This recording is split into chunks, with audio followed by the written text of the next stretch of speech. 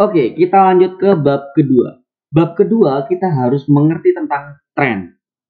Mengenal tentang tren. Kenapa? Karena kita kan mencari seperti bab pertama, di mana kita mencari hasil yang lebih tinggi atau reward yang lebih tinggi. Nah, ketika kita pengen hasil yang lebih tinggi, berarti kita harus mengikuti tren yang tinggi. Betul? Jangan mengikuti tren yang kecil. Ketika kita mengikuti tren yang kecil, contoh, ketika kita mau kecepatan kita lebih kencang, ya cari turun-turunan. Dari atas ke bawah kita selalu gas makin kencang.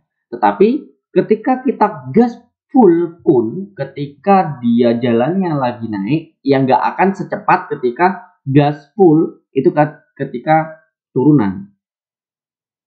Jadi kita harus mengikuti sebuah tren. Kita mengikuti mana sih tren yang paling panjang yang akan terjadi. Nah, ini yang akan kita bahas di bab kedua. Yang pertama, alasan menggunakan MA. MA adalah indikator yang paling populer untuk mengetahui sebuah tren. Karena simpel sekali untuk melihat sebuah tren. Simpel sekali untuk melihat dari indikator MA, mengetahui tentang tren. Awam pun banyak yang tahu bahwa tanpa dikasih tahu ketika melihat chart, tembus bawah, tembus atas berarti akan seperti apa. Itu sudah banyak yang tahu. Tetapi kita harus lebih punya pengalaman, harus punya namanya kebiasaan, kedisiplinan untuk mengetahui itu. Walaupun kita pasang MA, banyak kan teman-teman yang ketika dia memasang MA tapi open posisinya melawan MA. Banyak sekali. MA-nya lagi turun tiga-tiganya, contoh turun tiga-tiganya. Tapi ngebuy, ada screenshot itu banyak sekali. Terus buat apa? Moving average-nya buat apa? Kalau kalian tidak menggunakan itu, ya. Sekarang kita akan melihat namanya chart. Alasan menggunakan MA, ya.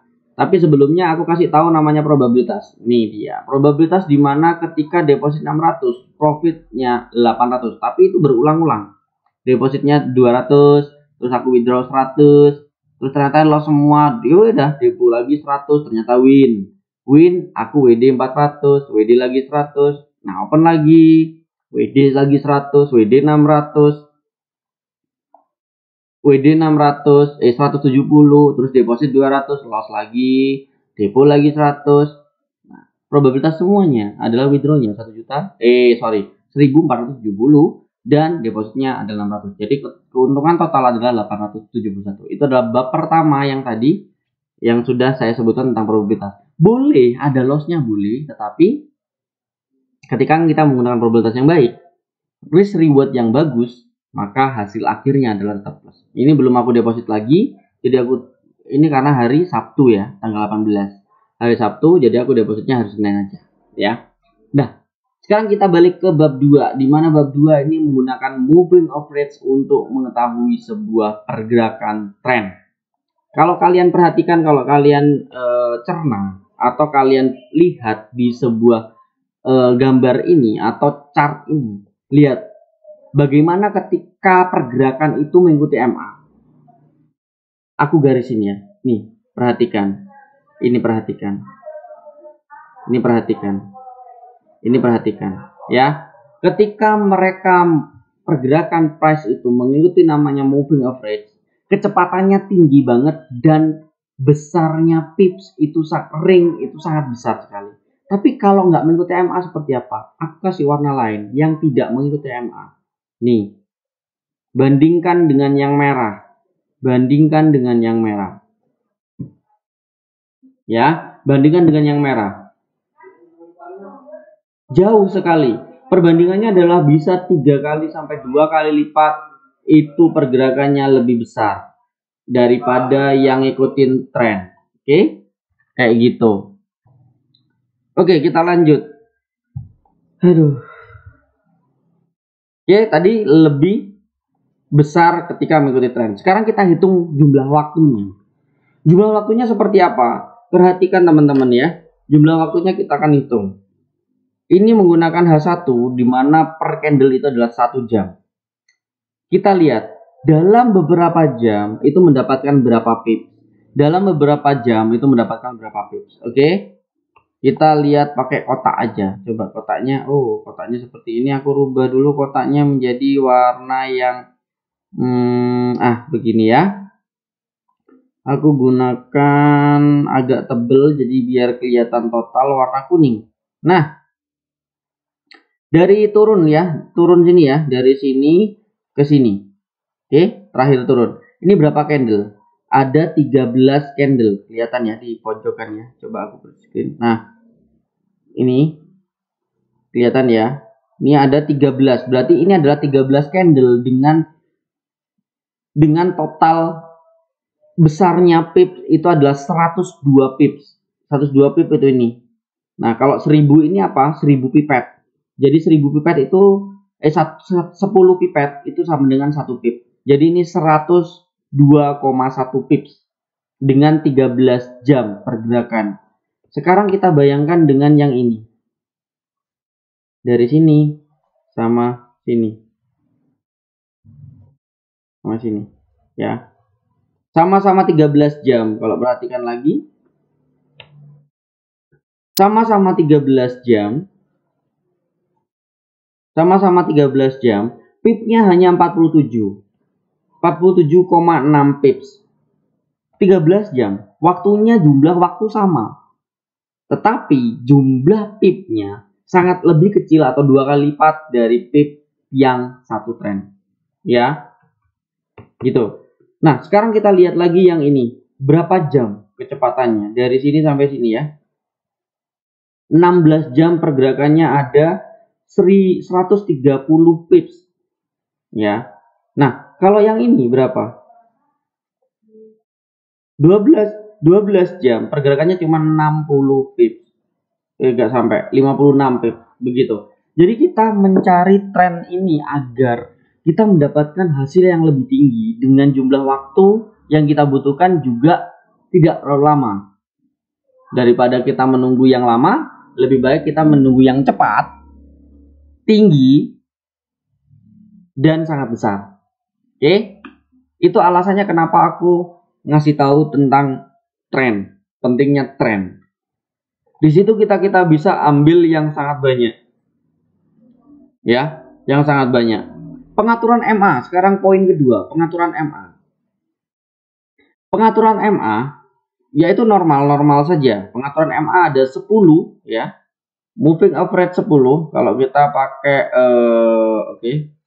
Ini adalah periode 10 pakai metode simple. Simple saja, nggak usah banyak-banyak. Simple saja. Oke. Terus yang kedua adalah moving average 50 juga simple. Kalau masalah warna terserah kalian. Dua saja, kita gunakan dua. Intinya kalau dia 10 di bawahnya 50 berarti bisa dikatakan lagi tren turun. Ya, tren turun. Kalau MA 10 di atas 50 berarti tren lagi naik. Dan perhatikan kemiringannya. Kemiringan itu seperti ini teman-teman. Kalau kemiringannya lagi turun seperti ini berarti lagi keadaan turun. Kalau kemiringannya naik, nah turun-turun begini berarti lagi turun. Nah, keadaan kemiringan naik seperti ini. Cenderung naik, ya. Ketika kemiringannya naik begini cenderung naik. Walaupun ini kemiringannya naik seperti ini cenderung naik lagi. Pergerakan naik lagi. Gitu ya, teman ya. Teman-teman ya. Itu perhatikan juga. Oke. Di situ kita bisa melihat namanya trennya itu yang paling bagus yang mana. Oke, sekarang masalah target itu sih sebenarnya melebihi, ya. Contoh, ketika tren turun seperti ini, ketika kita ambil di sini, targetnya jangan di sini, tapi melebihi di sini. Sama ketika naik juga, ketika naik ambil di sini, jangan di sini ambil targetnya, ambil di atasnya. Oke, intinya melewati dari high sebelumnya atau melewati dari low sebelumnya. Itu targetnya. Oke, simpel ya. Itu untuk masalah tren. Terus poin keempat ada time frame. Inilah pentingnya time frame. Dimana ketika kita menggunakan H1, contoh yang paling depan, kita menggunakan H1. Yang paling depan apa ini yang terjadi? Adalah keadaan lagi turun karena merah di bawah 10 di bawah 50 dan keadaannya miring turun. Betul? Tapi jangan langsung open posisi atau jangan langsung menganggap ini turun. Kita harus cek ke TF lebih besar atau H4. Gunakan H4. Nah, ketika H4 juga turun, maka yang akan dilakukan berarti ini kemungkinan besarnya akan lebih besar lagi turunnya. Tetapi kalau nggak sinkron, ya nggak besar. Contoh, ini adalah keadaan lagi turun ya di H4 ya. Dari sini sampai sini itu adalah turun dari H4. Kalau kita cek di H1, ketika keadaan naik di H1, tetapi di H4-nya turun, itu cuma dikit doang, cuma segini doang. Tapi kalau turun, itu turunnya sesuai, itu tinggi banget. Oke? Itu bedanya. Oke? Sekarang gimana kalau semuanya naik? Sama teman-teman. Sama. Benar-benar sama. Jadi kalau kita perhatikan, nah ini ada banyak penurunan-penurunan yang terjadi yang nggak jadi. Kita kasih tanda. Di sini ada turun yang nggak jadi. Di sini kasih ada turun yang nggak jadi. Ya. Di sini ada turun yang nggak jadi. Coba kita perhatikan H4 di kotak-kotak ini. Karena apa? Karena H4-nya lagi tren naik. Ketika H4 tren naik, lebih baik H1-nya ikuti juga ketika trennya itu naik. Itu lebih besar probabilitasnya daripada melawan tren yang tidak sama dengan H4. Oke? Bisa dipahami? Jadi lebih baik dikonfirmasi time frame. Kita menggunakan H1. Ya, dan minimal yang akan kita gunakan adalah H1. Jangan menggunakan M15, M30 jangan untuk mencari sebuah tren. Kita minimal gunakan H1. Nah, ketika nggak sama dengan H4 atau di atasnya, ya H4 seperti ini nggak sama, maka jangan diikuti. Cari yang sama. Contoh ketika lagi naik begini, naik ini, ternyata H4 juga ikut naik, baru itu boleh diikuti. Tapi kalau seumpama tidak sama, jangan diikuti, teman-teman. Oke? Itu bab kedua tentang MA untuk tren. Ya. Jadi kalau seperti ini lagi MA-nya H4 turun, ya kita cari di H1-nya itu H1 yang hanya turun-turun saja. Jangan yang naik. Yang turun-turun itu lebih kencang daripada yang naik, teman-teman. Mana ya? Nah ini. Karena ini H4-nya tadi kan turun-turun semua. Ya udah yang naik-naik itu pasti kecil-kecil. Walaupun ini ada agak besar tapi tetap lebih kecil daripada penurunannya. Ya. Nih. Ini lebih besar penurunannya daripada naiknya, teman-teman. Oke, begitu. Itu adalah konfirmasi time frame.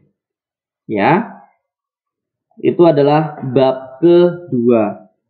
Kita akan lanjut ke bab ketiga sebentar lagi. Karena kan kalian kan bisa langsung lihat video yang ketiga ya. Kalau aku kan ngerekam ya.